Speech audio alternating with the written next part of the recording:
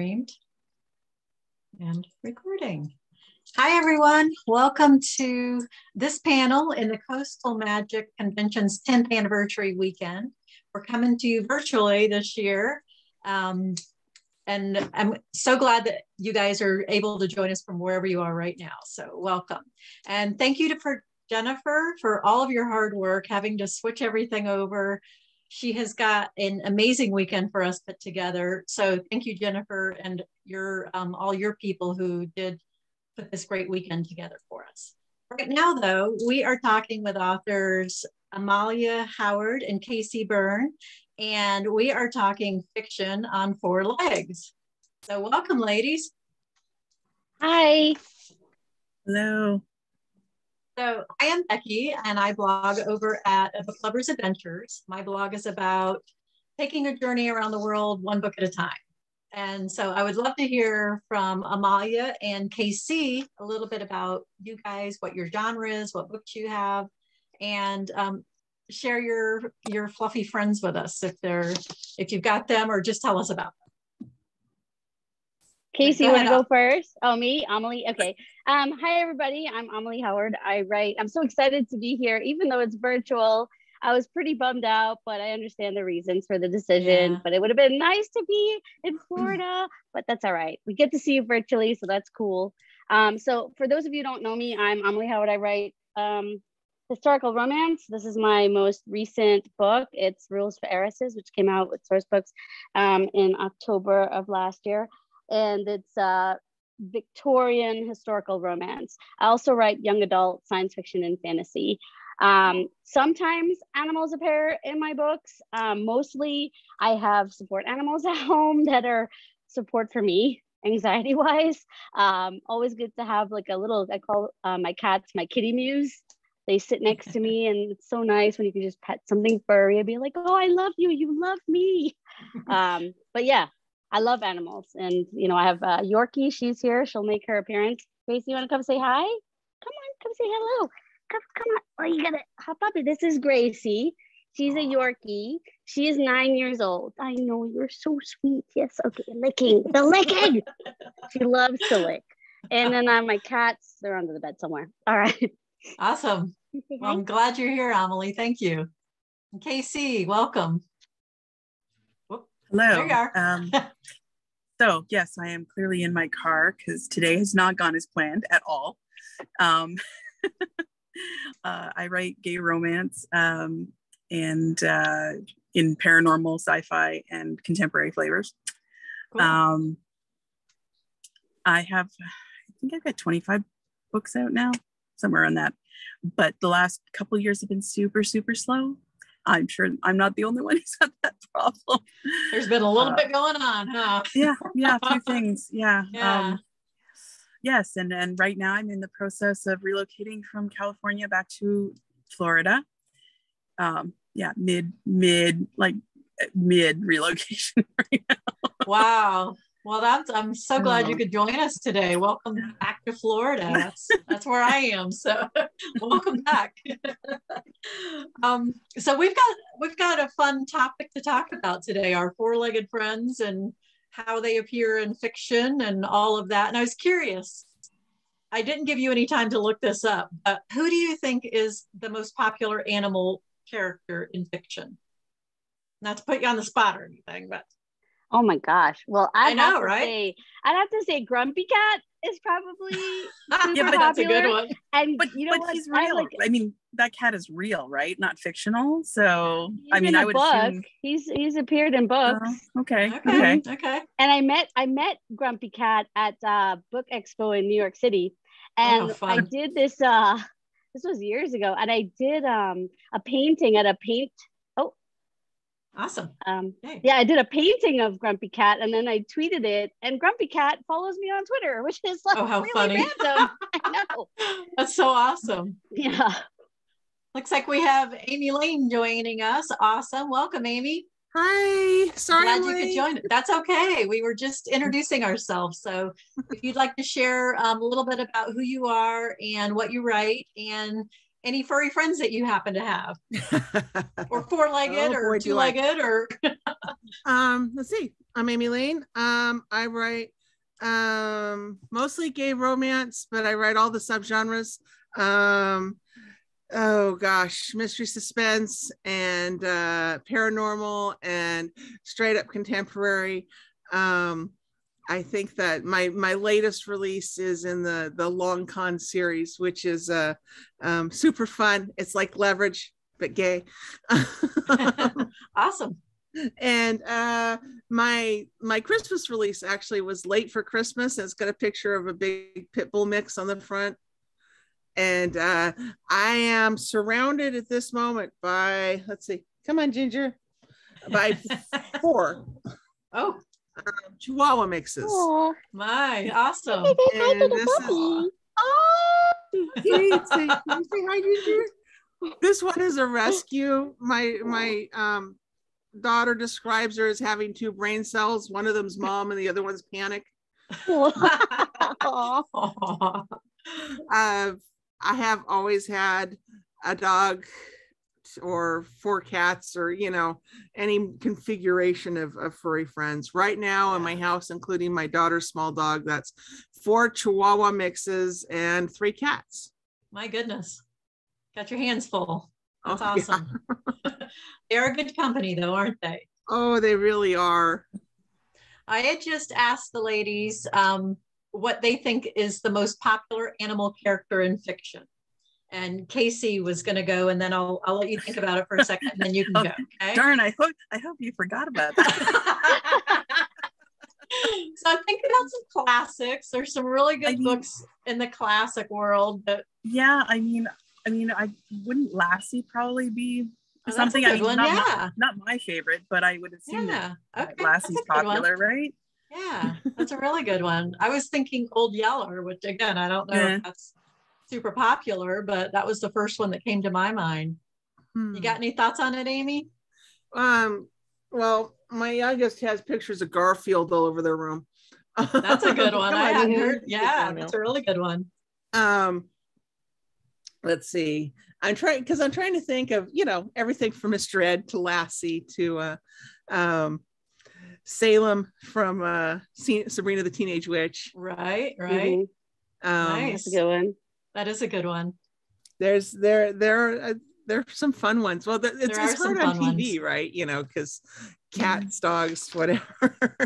Yeah, they make their appearances all over the place. So I looked at several things, but a couple of the ones that came up, Moby Dick is one of the most popular ones. Oh, not a 4-legged one, obviously, but Don Quixote's horse, Rocinante. Don Quixote's horse. I know, right? Doesn't it have a name? Like, is it even not even popular enough to have its own name? It's Rocinante. Oh yeah, okay. I'm guessing that's how you say it, but I really don't know. Baloo, ridiculous. Baloo, Shere Khan, and who was the other one? There was another one from the Jungle Book. Bagheera. Exactly. Yeah, those guys showed up. Hedwig showed up. Oh, from Harry Potter. Hedwig. Oh my God, that final episode killed us all. I know. Aslan showed up from the Chronicles of Narnia. Yeah. And Black Beauty. So Black Beauty. I was thinking Black Beauty as well. Yeah. Yeah. So just thought we'd start off with a little bit of that. And Black Beauty. I went through a horse phase, like, you know, many other girls. Mine ended abruptly and tragically when I fell off a horse and broke 3 bones. Ooh. Because I didn't know how to ride a horse. I just thought they looked cool. Yeah. Broke my nose, scraped my face. It's what happens when someone has no coordination whatsoever. Is trying to get a horse to turn around, and the horse is like, this human just kicked me in a tender spot. And so the horse breaks into a gentle canter, and then I went and grabbed its neck, and the horse is like, oh no, the human is falling off, and it stopped. And I went, oh no. Oh, yikes. Yeah, me and horses not so much. I hear you. Wow. So do you all have animals? I was going to say horses, but animals in your stories? Because I know Amelie, you have like an underwater series, and you have a cyborg one. Do you have animals in your stuff? So the first book I ever wrote was about witches and vampires. Like, I mean, it was a decade ago, but you know, there's a cat familiar, you know, speaking of like Sabrina's cat and stuff, but he ends up being like this really old demon that's in the body of this cat, but he talks and he's super smart. And, you know, he gives her advice, but he's really snarky. There's something about writing a snarky cat that's just like awesome. That's gotta be fun. And he's like, oh my gosh, you're so young and just not smart. And she's like, I am smart. I am learning, you know, she's a teenager. But yeah, that was the first, and I loved him. I think he was like my favorite character just because he was so fun to write. And, you know, cats are snarky. They're jerks. They'll look at you and be like, they'll be like, come love me. Meanwhile, my dog is here like, I love you. And I'm like, no, I want the cat. And the cat's like, cats come when you don't want them to come. That's the trick. Yeah. Yeah, except the one like I have in the room here is under the bed. I bet if I crinkle something, he'll come over. But that was one of the first animals that I've had in my books, and it was really fun to write him. Mm-hmm. Okay, Casey, do you have any animals in your stories? I do. I mean, I didn't actually mention my animals. I've always had animals growing up. Right now, I've got 2 black cats. They're not in books. I haven't based any characters yet on them, but I probably will. But yeah, I've got our previous cat. She made it to 22, and she had a lot of character. And I actually wrote her into one of my books. Except I made her a kitten, you know, that was gifted from one guy to the other. You know, as a little gift. And then I also have my take on the secret baby trope, but it's a secret puppy trope. The guy's trying to hide his little puppy from his roommate that he's attracted to. So yeah. Oh, that's fun. So that's a lot of fun. And Amy, I know you've got some animals in some of your books. Oh, I have. Well, my first, like the first thing that I ever published through a publisher was called If I Must, and the cover had a kitten on it, and the cat turned out the original cat in the stories, his name was Manky Bastard, and she was an asshole cat. Ian put out cans of cat food because Joel said, come on, Ian, stop bringing strangers home, get a cat for Christ's sakes. And so he put out cans of cat food to lure the cat up to his stoop so he could have a cat, so he could prove to Joel that he could take care of something besides himself, because he could barely take care of himself. At the crisis of the book, okay, not to give anything away, the book's been out for like 12, 13 years. So, you know, the crisis of the book, you know, she was old and she was sick and she had to be put down. And Ian is despondent because he thought the only reason Joel was staying as his roommate was because of, see, I don't know if we're far enough into the Zoom call to use this word, but because of the effing cat, just exactly how he puts it. So Manky Bastard, oh, big cat. This is Orion. He is my tomcat. He's so big. He's beautiful. And he like really is. He's also a rescue. And he's just, I literally, you know, I got him over here. I have a candy wrapper and I just sprinkled it. And he's like, what is that sound? Food. I'm sure it's for me. Kind of like more recently, I have a detective series. It's a PI and a defense attorney. And the PI came with a 3-leg, well, actually, he was a split-eared, snaggletooth, beat up street cat. And in the course of the first book, he loses a leg, so he's a 3-legged. Okay. And I have swag of this cat licking his privates very inappropriately. Because the cat will get up on the table and lick where his balls used to be and look at them like, yeah. That's so funny. Oh my gosh. Amy, as soon as you said licking his privates, my cat was just like, what? Yeah. Really something I need to know about. Yeah. Oh, that's so funny. So do you also, Amy, have one about llamas? Did I read that? I have, it's alpacas. Oh, alpacas. Okay, sorry. It started out with a little tiny Christmas story, and it became 3 novellas, which all are bound in a book, and then another follow-up novel. And it's my Granby Knitting Menagerie. Oh, fun. And it's because alpacas have the soft fuzz, right? The super soft yarn. And so the critters are kind of integral to it because they're all knitters. I gave them, okay, let's see if I can remember. Okay. The Winter Courtship Rituals of Fur-Bearing Critters, How to Raise an Honest Rabbit. Okay, and that one actually had an animal with a name and a personality, and that was the bunny, the furry bunny that they used for their cashmere yarn. And oh gosh, and oh, I forget the name of the third novella. It's been a while, but the last one was kind of a masterpiece and title assimilation, and it was Blackbird Knitting in a Bunny's Lair. Funny. Okay. So the all sorts of things, the symbolism of the imagery of the animals, the fact that they were an integral part of the rural setting and the yarn setting, and the personalities of some of them, and there was some symbolism too. Cool. So as a reader and a writer, what do you think makes a really good animal character? Casey, let's start with you. Well, I mean, they have to have personality. I mean, that's really important. But they need to be not too, I don't know. I find if they're too intrusive, then I kind of lose track of the story. So it's kind of a balance. You need to have a balance of, okay. I think anyway. Okay. So. That's fair. Yeah. Okay. Amy, what you got?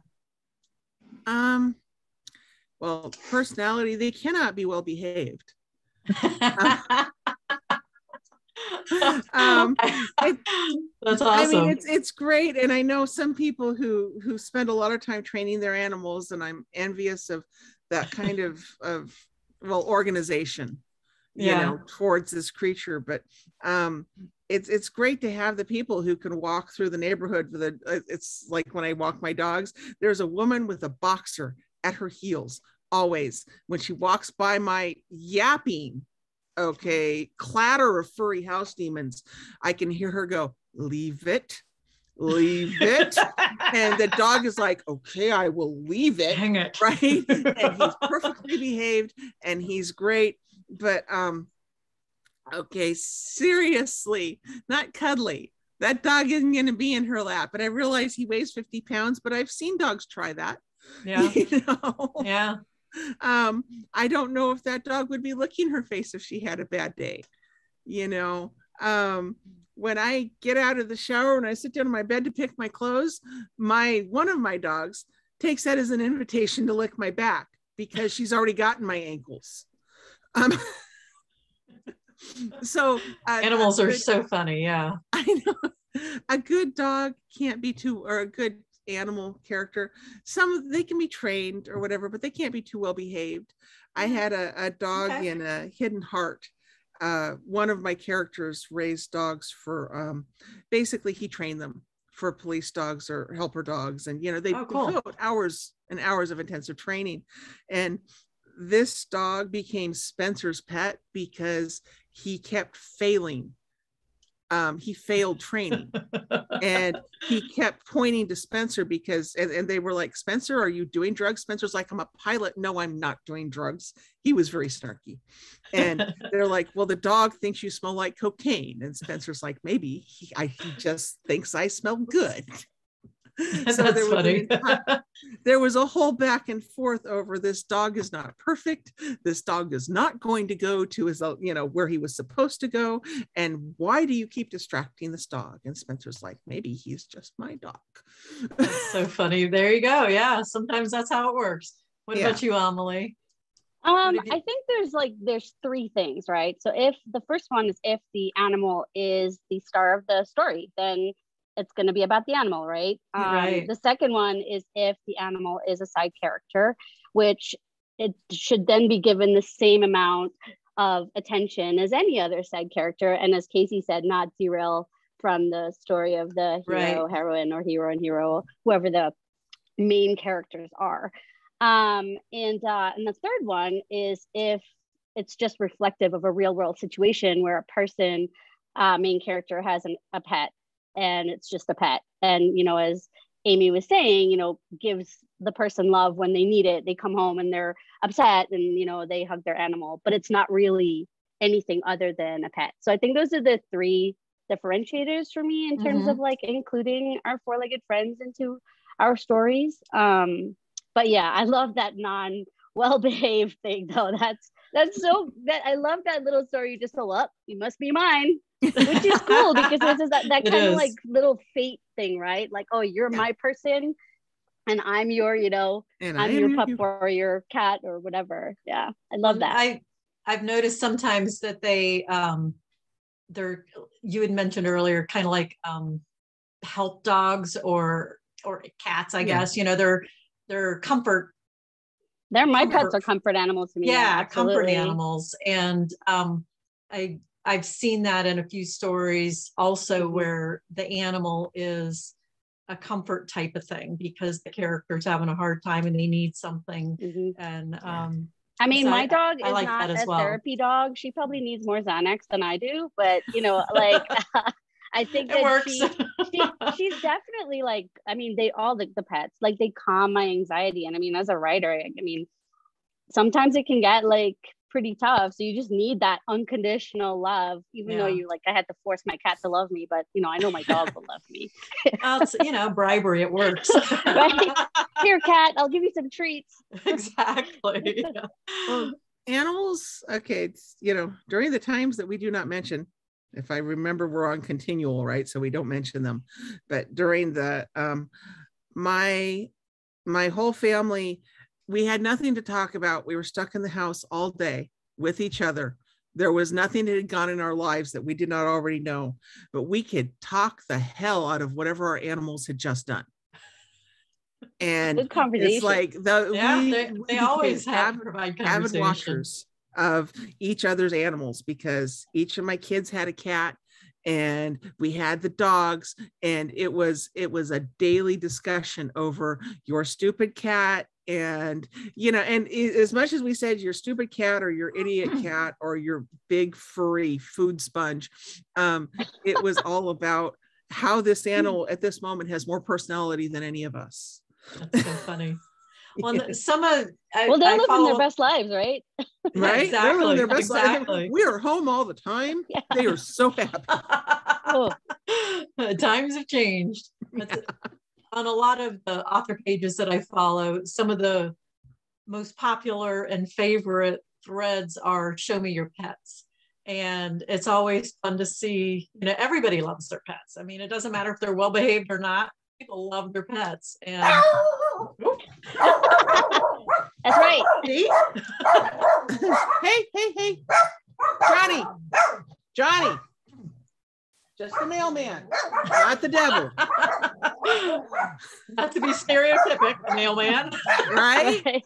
My joke is always that they think it's a 900-pound gorilla, that they assume it's a 900-pound gorilla, and how could we just let that 900-pound gorilla come up on our porch? Exactly. There's needs to be some parking. My little Jeffy behind me. That's cute.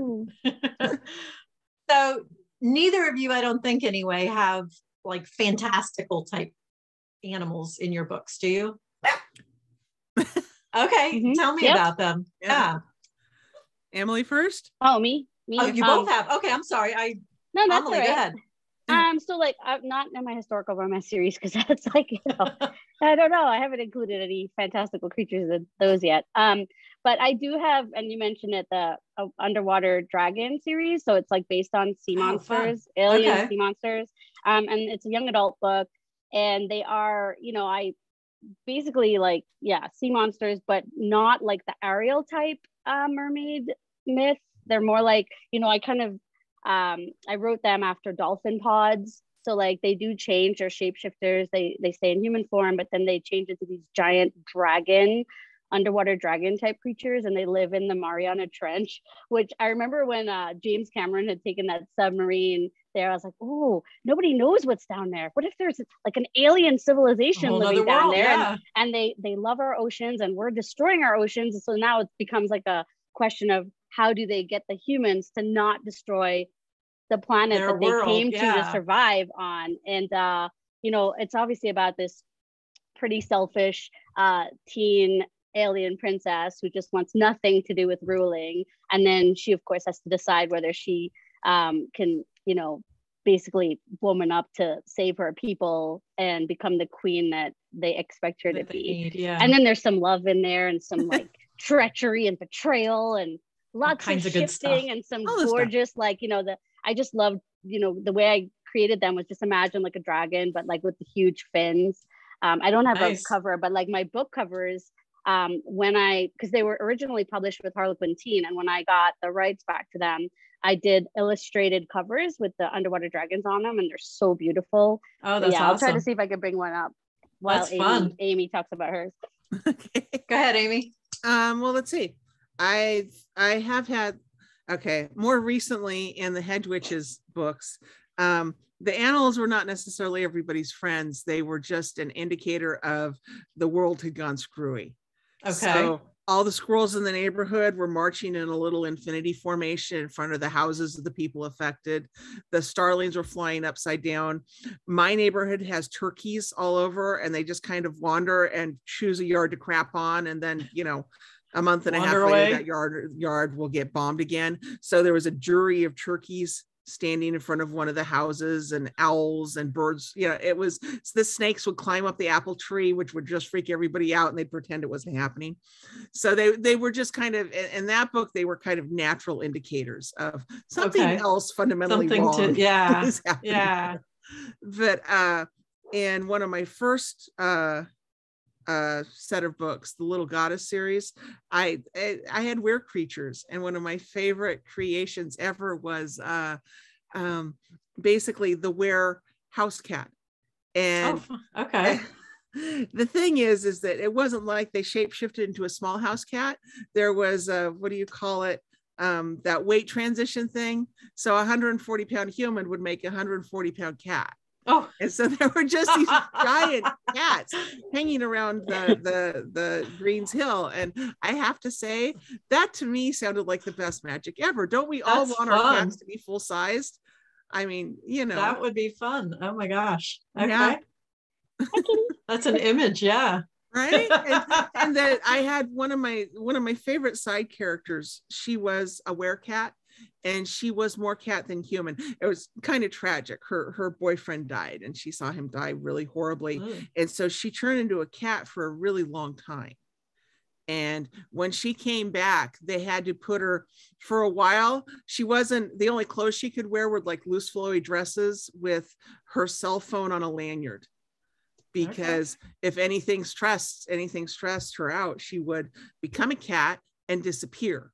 And they were like, you have to have the cell phone on a lanyard, honey, because you have to stop calling us naked from random phone booths, because this was written when there were still phone booths. Yeah, but, back in the day. So she had the cell phone on the lanyard, and she could just call someone to come pick her up. Oh, funny. Okay. Because clothes obviously don't transfer. Right, exactly. Right.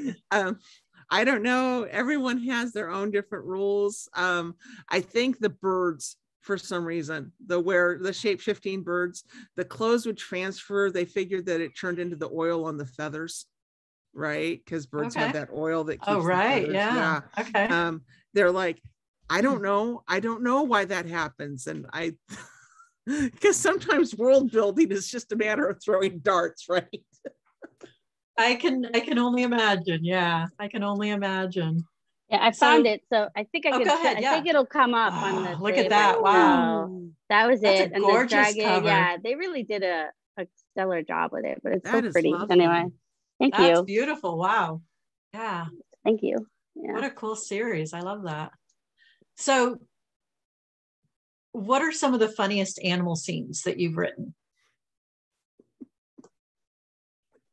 Because people are enjoying hearing about your animal stories and whatnot. So what are some of the,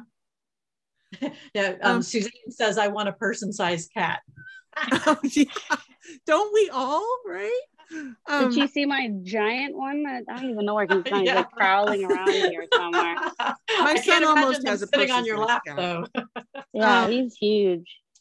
I'm gonna hold him up. One of my more recent ones, and this is with my two detectives, because my PI and my Fish Out of Water series is what it's called. It gets kind of gritty, and it gets kind of there's wounds, and Jackson is frequently injured, and angst and all this other stuff. So we really need Billy Bob to lighten stuff up.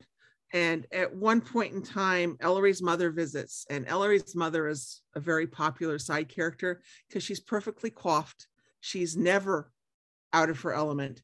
And she always has all things are mastered. Ellery's mother has everything under control. And she shows up on their doorstep, and it's because she actually has a hit out on her because she's a prominent lawyer and she's good at her job, right? And she shows up on their doorstep and says, with a trunk, saying, yes, I decided it was time for a visit. And they're like, oh, yay. Right. And Jackson is terrified of her. He is terrified of his boyfriend's mother.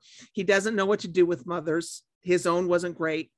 And so she has barged into their house. Jackson is still in his boxer shorts. He opened the door in his boxer shorts to his boyfriend's mother. And as she That's always a good sign, right? Right. Into the back room, she goes, Jackson, your inappropriate cat is no longer welcome on the dinner table. And he looks over, and the cat is licking his balls in front of Ellery's mother. And his cats brain are always inappropriate. I mean, where is a good spot to do that, right? Right.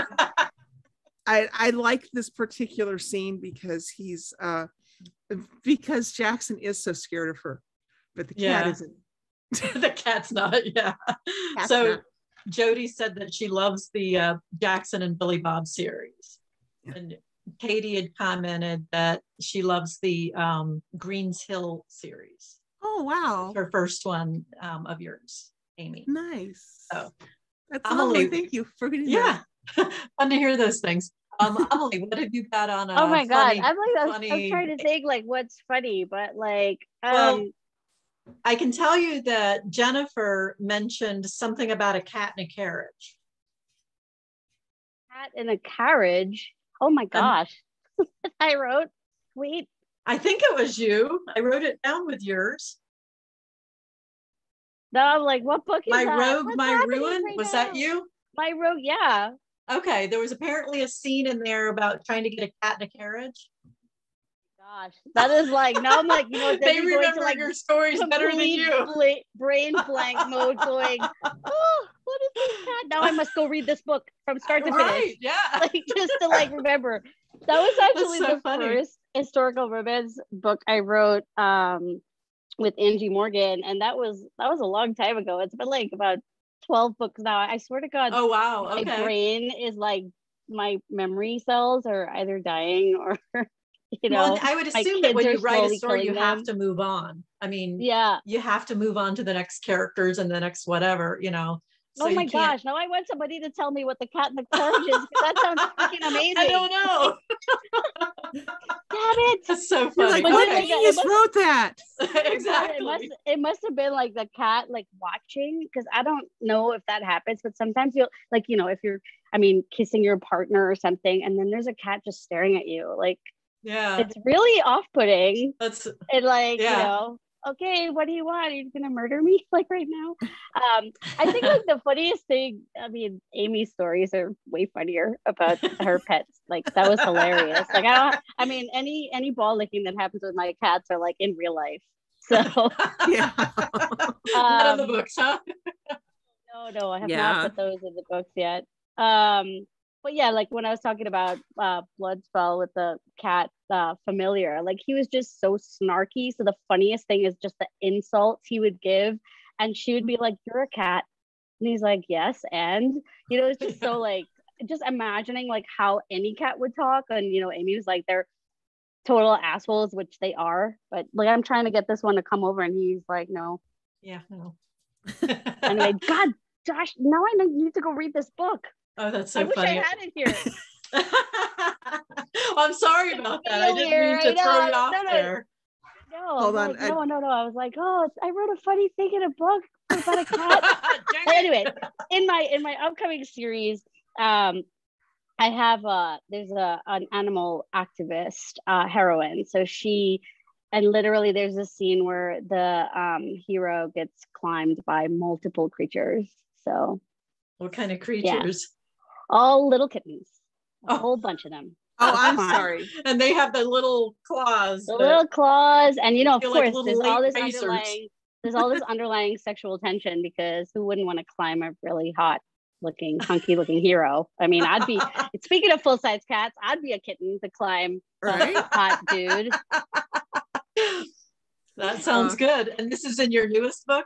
Is that it's in the new series. So it's it's always be my Duchess comes out this summer in July, and it's in that series. It's later on. Okay. Yeah. Fun. Sorry about that. I had to mute myself because at a certain time every day, this being the time, all the dogs do this, like, everybody into the breeches, boys, nobody lives forever, and they all pour out the pet door to bark at the dog next door. It's with these frenemies. Like, my dog does that. She'll hear the dog next door and she'll just go, and the dog is like about 10 times bigger than her, and she'll stay a certain distance away, but she's ferocious. Come here, come say hi, little ferocious dog. Yeah, animals are so funny about that. Like, I'm so bad. I'm the baddest. You saw it happen, right? That's so funny. That's so funny. So if you were to be, or if you were to have, I guess maybe would be better, a fantastic or fantasy type animal, what would you want? A giant cat? I know, you just said it. I don't know if I'd want a cat because they ignore you. So this is true. But I have to admit, and as much as I wish it had been my idea, Lloyd Alexander, I don't know, am I the only one who read the Chronicles of Prydain when I was a kid? I haven't seen but those, Lloyd Alexander had it was a cat, regular cat, who had been given a potion, and he was the size of a horse. Oh. And so one of the characters didn't ride a horse, he rode the cat. And I have wanted that animal, because I figured, yes, the regular horse threw me and almost killed me, but I bet the cat, yeah, I could have held on to the cat. Exactly. That's so funny. That's a funny image. I like that. Yeah. Right. I like that. And I'm like, yes, I still want one of those. I'm still really disappointed that they're not real. I don't know that I'd want the litter box though. Well, see, my fantasy cat would know how to use the toilet. There you go. Okay, your cat would be much better behaved then, so that's good. Amelie, what a fantasy character would you like? I would have a Pega Cornwall. Pega Cornwall. Pegasus. Unicorn. Narwhal. Nice. Smash it. Nice. So it could, have air, you have land, you got sea. And you've got water. Actually, I just added on the wall to the end, but it was really just a pegacorn. I like it. I like the pegacorn, I like the wings, I like the horns, magical. I like it. Sparkles. I can see it in My Little Pony world, right? Yeah, just like, it would just be awesome. Wouldn't that? Just like, yeah. The whole sequence of the soaring music, the sparkles. Be so cool. Yeah. Yes, so it cool. That would be fun. That would be a lot of fun. And then, a dragon. Always. Dragons. Always a dragon, so cool. yeah. Yeah. I mean, I'm trying to figure out, like, I have in my tattoo on my arm, I have like baby dragons on these flowers, but I wanted to get a big dragon up here. Ooh, but nice. With the last couple of years, I just haven't figured out who to go to and how to do it safely. Yeah. Yeah, exactly. Okay, This is a little off topic, but my children made a frightening discovery that my son, because I've got 4, and 2 of them are still teenagers, and 2 of them are full-fledged adults, and they realized that my son has 2 things. One, he's got a birth certificate that says he turned 18 this year, and he has a job and disposable income. And he went, I can get tattoos. And I'm like, oh God. And it's not that I object to tattoos, it's that I object to the instant decision-making capabilities of 18-year-old boys. Yeah. And I just see the possibility of some god-awful body art walking into my house. And well, just remind them that you have to live with this for the rest of your life or pay a lot of money to get rid of it. So I have three kids too, 3 kids. And I got my first tattoo at 18. And, of course, it's your mom that's like, you do that when you leave this house, young lady. I'm like, okay, I'll go do it. I'm 18 in 1 month. But, I got, it's like a rose, right? And I still have it. And the thing looks so old now. It's like 27 years old. I'm like 47, but it's like, my son's like, I want to get a tattoo. I'm like, it's your body. You do what you want after 18. When you have to live with that, yeah, go ahead. And safety first, right? Safety first. Yeah. I mean, letting go of our kids and making them make their own decisions is like the hardest. That's a tricky one, isn't it? Oof. This kid's like, Mom, I want to go skydiving, and I was like, no. I did it 3 years ago, but I was old. I lived my life. Exactly. So we got a question here for Amelie. It's when the couple had a multi-day trek and the cats did not want to be in the, so this is about the cat in the carriage.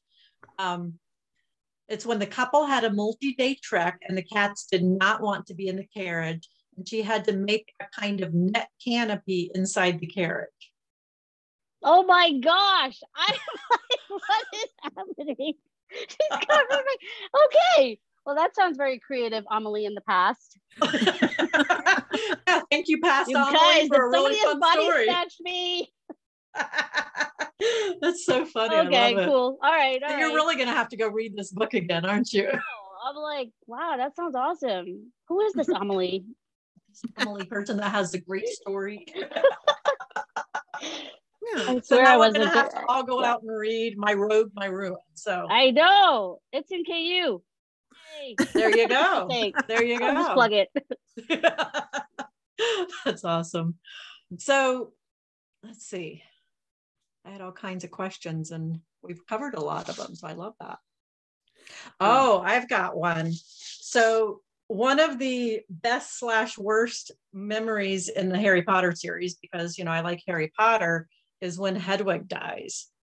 I mean, that just gutted you, even more so than all the other characters died? combined. Why would you spoiler that? I'm kidding. Sorry, I'm sure everybody's read it. Totally kidding. Have you had to kill off any of your animal characters? Uh-oh. Okay, I get hate mail. Oh no. For this, or not real hate mail, but I get poked about this a lot. Okay, Keeping Promised Rock was one of my first big, because I have big angsty books and then I have cute, adorable, quirky books. And Keeping Promised Rock was one of my first big angsty books. And it was set during Don't Ask, Don't Tell. And Crick and Deacon had kind of grown up together, and Crick had gone off to be a medic in Iraq, right? He had signed up for the army, mostly because he was a dumbass. It was a dumbass spur of the moment decision. And he ended up in the army, and Deacon was left home alone. And the fact is that Deacon, until the end when Crick is wounded, Deacon had a harder time at home, because sometimes it is harder being at home. Mm-hmm. And I have a chapter called Broken Levees, Dead Horses, and Driving While Gay.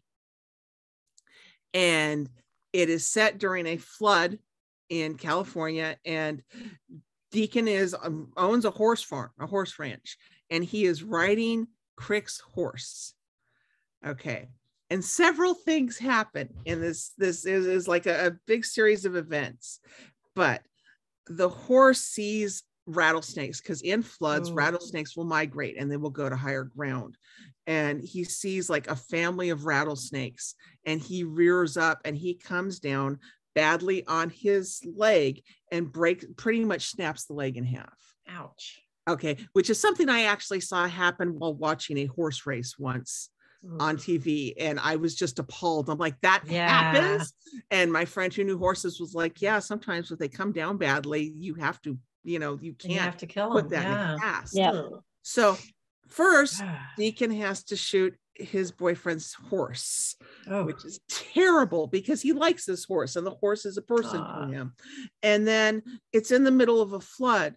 So he kind of loses his mind. He hasn't heard from Crick in 3 days. He's a blackout alcoholic, and he stopped for like a drink of 7-Up. Girl slipped him a Mickey. He woke up with the girl going, oh, no. Okay, and now he's out there and he's had to shoot his boyfriend's horse. This is all in the same morning. That's a really crappy day. Yeah. It's a really crappy day. Man. And he tries to dig the grave right there in the middle of the soupy ground. And the horse, 2 tons of animal, falls into the pit just as kind of the levee breaks. And he literally has to crawl on top of the body of his boyfriend's dead horse to live. And he means he has to decide he wants to live. And it is traumatic. Ooh, that's a heavy scene. That entire chapter is traumatic, but that scene, climbing on top of your boyfriend's dead horse. That would be a tricky one. Yeah. People have not let me forget about Comet. 12 years ago, I think that book came out, and I have not been able to live Comet down. They will never let me forget about Comet. Wow. That had to have been hard to write. Oh my gosh. Were you just sitting there crying while you were writing it? There are a couple scenes I've written where and particularly when my kids were young. And I remember this is one of the ones, there are two scenes like this. One of the ones where my husband was sitting on the couch with the kids and I was in the kitchen writing at the time. And my husband's like, it's okay, babies, she'll be fine. And I'm like, because I don't cry pretty. Well, who does, Amelie, have you ever had to kill off a animal character? Oh my God, that is so sad. Like, I'm literally going to write you an email after this show and be like, yo, why would you talk about that? I'm sorry. No. I mean, that's heartbreaking. It made me think of Atreyu and like Never Ending Story. That's still like one of those things that stuck with me, where that horse died in the mud and he's like holding on, he's yelling out Atreyu, and it's like, it just brings back like so many memories. I have, and I won't say it because it's a big spoiler, especially for that YA series, both of them. But I think like I'm a person that like if I'm watching a show and there's like a flood or there's something bad, like you described, Amy, or like a fire, I'm like, if this animal friggin' dies, like I'm gonna break this TV. Like this is what's gonna happen. I don't care what happens to anybody else. I'm gonna stop watching. Dog, get the dog. Yeah, I'm really like, I think it's something like in our heartstrings, and it's not that their lives are worth more or less than humans, but it's just like there's something about pets and saving them. Yeah, exactly. Which is like, we have these huge fires in Colorado, and people were talking on the news about pets and whether people got their pets out, and that's like the heartbreaking part. And the horses were the same; they were just stuck in their paddocks and like get out. And lots of people like where I live were like, we have room, we'll take your horses. And my heart was just like, it's there's good people out there. That's I set my Granby series in Colorado, right at Estes Park, right? And, it's funny because during the time we can't mention on YouTube, during that time, what people wanted from me, and I did it on my Patreon, was a lot of stories of my past characters doing okay. It was that's like nice. I think they wanted to pay me to see that the people that they loved in fiction at least were all right. The world was really scary. And so one of the things I wrote was my Granby knitting people who had the alpaca and sheep farm. I had them facing the fire and that was frightening. And no, I killed absolutely nobody off in that scene. All the animals were fine. They found a pond with the humans and they, but it was a scary scene because like you said, we need to know that they're okay. It's they're vulnerable and they depend on us, and they bring us so much joy that we need to know was it that terrible film about the Amityville horror? Right, the house is barking blood and the guy runs back in for the dog, and we're with him. We're like, yes, face that demon, save that dog. Yeah. So we have to wrap it up because our time is winding down. So can you each tell us like what's coming out for you? If you have any personal appearances coming up, where people can find you online, that kind of thing. Okay. So Amelie, you want to go first? Sure. So my next book is Big Duke Energy. It's an anthology collection with some really awesome authors, Kerrigan Byrne, Stacey Reed, Christy Caldwell, and Jana McGregor. And that comes out next month. And I'm really excited about it because it's the third story in the Beast of Beswick series, the Regency Rogue series. So it's Beast of Beswick, Raquel of Roth, and the story that I have in there is The Wolf of Westmore. And then I have Always Be My Duchess, which comes out in July, and it's a take on Pretty Woman meets Center Stage. So, fun. French ballerina meets really stern Duke, and sparks fly and some transactionary, scandalous things happening. And I will be in person at ApollyCon this year. I will also be at Denver Pop Culture Con and also at Romance Genre Con in August, and then the historical romance writer retreat in San Diego I'll be at as well. Awesome. And you can find me, and I'm on all usual Amelie Howard author or Amelie Howard on all the platforms. Nice. Awesome. Thank you. Amy, what have you got coming out? Let's see. I just had The Driver, which is the third book of my Long Con series that came out 2 weeks ago. So, nice. Yay, awesome. Congratulations. Yeah. And I have coming out in April, Constantly Cotton, which is part of my Flophouse series. Okay. The Flophouse series is it's okay. You know how you have crossover books? This is a crossover series. Oh, fun. And it's a crossover series from my detective series. It's my Fish Out of Water boys, who I call it my Fishyverse.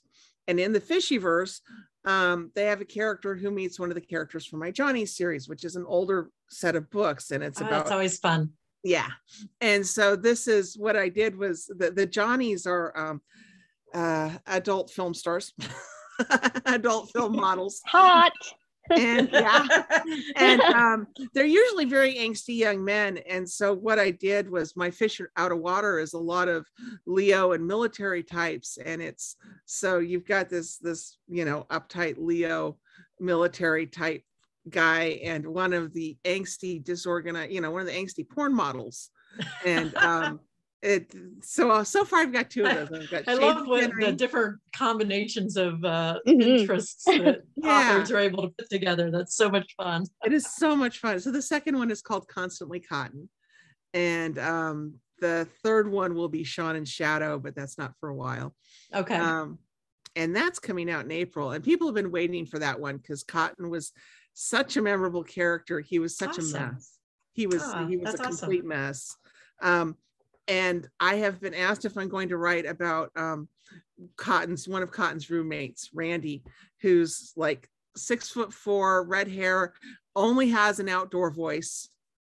And when we last saw Randy, he had been trying to wax using this seaweed depilatory, and he realized that it was going to rip all his hair out.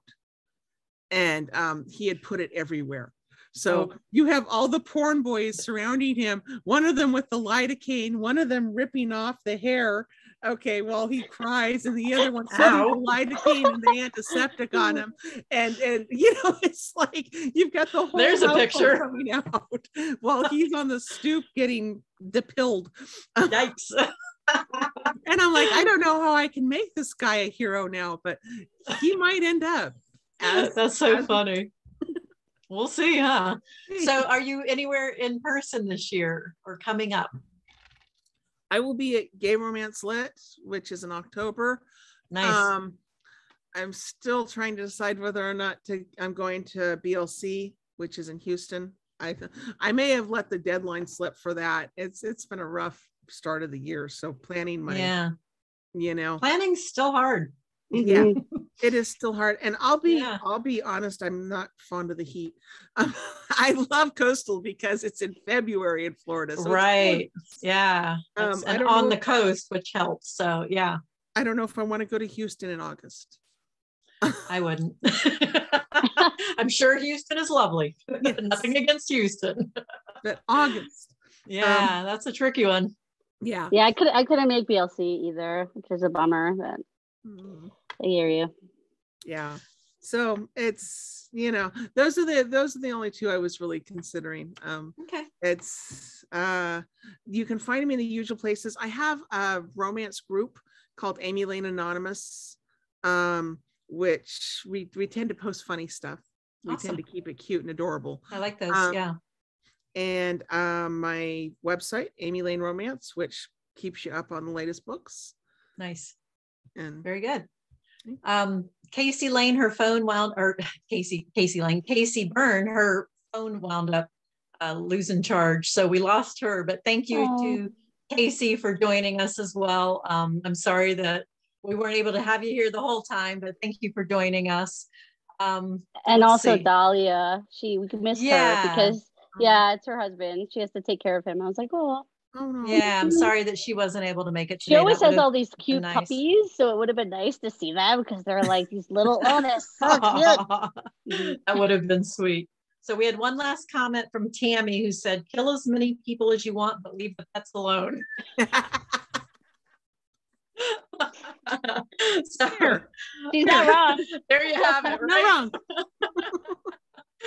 wrong. So coming up today, I thought I would share what's coming up today in the conference. We've got, right after this one, there's a pre-recorded Q&A with Tanya Capes. And then from 2 to 3, Mad Libs with David R. Slayton, Nancy Northcott, and Kieran Kelly, which is going to be a blast. There's a pre-recorded of David R. Slayton at 3:15. Foodie Fiction with Gail Z. Martin, Nina Crespo, and Tiff Marcello from 4 to 5. Another one that's going to be fabulous. 7 to 8 tonight, there's rapid fire author and reader Q&A. And then 8:30 to 10:30 is the Murder in 1985 murder mystery game, which I think is going to be a hoot. So lots of cool stuff coming up today. So everybody just keep track of the schedule and join in where you can, because it's going to be a really fun weekend. So thank you, ladies, so much for joining us today. Really enjoyed it. Thank you. Thanks for having us. Yep. Take care.